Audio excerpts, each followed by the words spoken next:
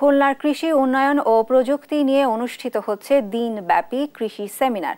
এতে অংশ নিচ্ছেন কৃষিবিদ, গবেষক। এ বিষয়ে বিস্তারিত জানাতে সরাসরি যুক্ত হচ্ছেন আমাদের সহকর্মী নূর ইসলাম রকি। সেমিনারে কি ধরনের আলোচনা হচ্ছে এবং এতে অংশগ্রহণকারীরা কৃষি খাতে কি ধরনের পরিবর্তনের আহ্বান জানাচ্ছেন, সেখানকার বিস্তারিত নিয়ে জানাবেন।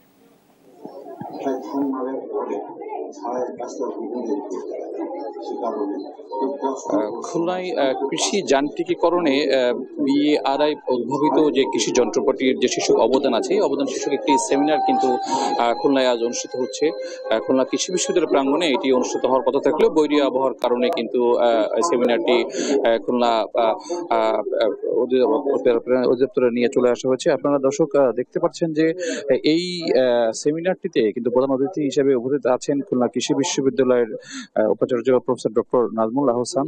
আর এর বাইরে কিন্তু আমরা দেখতে পাচ্ছি যে বাড়ি থেকে ঊর্ধ্বতন বৈজ্ঞানিক কর্মকর্তা ডক্টর মোহাম্মদ এরশাদুল হক, উনি কিন্তু সেমিনারের প্রবন্ধ আসলে উপস্থাপক করছেন। এখানে মূলত স্বল্প খরচে এবং কৃষি যন্ত্রপাতি ও লাক্সাই প্রযুক্তির উদ্ভাবনের মাধ্যমে কিভাবে কৃষকরা খুব সহজেই তারা তাদের ফসল উদ্ভাবন করতে খরচ কম হবে, এই বিষয়গুলো আলোচনা করা হচ্ছে। খুলনা কৃষি বিশ্ববিদ্যালয়ের সাধারণ বিভিন্ন ডিপার্টমেন্টের শিক্ষার্থীরা এখানে উপস্থিত আছে। এর বাইরে কিন্তু কিছু আধুনিক যন্ত্রপাতিও কিন্তু এখানে আনা হয়েছে, যেটা কিন্তু এই সেমিনারের পরেই প্রদর্শনী করা হবে।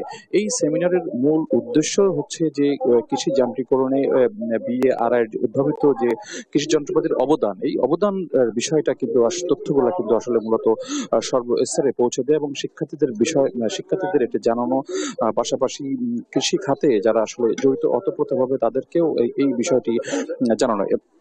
আমরা একটু বলে রাখতে চাই যে এই সেমিনারে কিন্তু বেশ উল্লেখযোগ্য অনেক বিষয় নিয়ে কিন্তু আলোচনা হয়েছে। বিশেষ করে ঢাকার গাজীপুর থেকে কিন্তু বেশ কয়েকজন ঊর্ধ্বতন কর্মকর্তা খুলনায় এসেছেন। তারা এই খুলনা অঞ্চলের কৃষকদের খুব অল্প খরচে কৃষি পণ্য সহজে কিভাবে প্রক্রিয়াজাত করা যেতে পারে এবং কৃষকদের যেন বেশি লাভবান হয়, সেই বিষয়গুলো কিন্তু আসলে তুলে ধরেছে। এবং বাড়ির কিন্তু বিভিন্ন ধরনের প্রযুক্তি কিন্তু এই সেমিনারে কিন্তু উপস্থাপন করা হচ্ছে। আপনারা দেখতে পাচ্ছেন এই প্রজেক্টরের মাধ্যমে কিন্তু কৃষকদের যেভাবে বাড়ির এই আধুনিক প্রযুক্তি বা ডাকসাই যে প্রযুক্তি, এই প্রযুক্তিগুলো সম্পর্কে অবহিত করা হচ্ছে।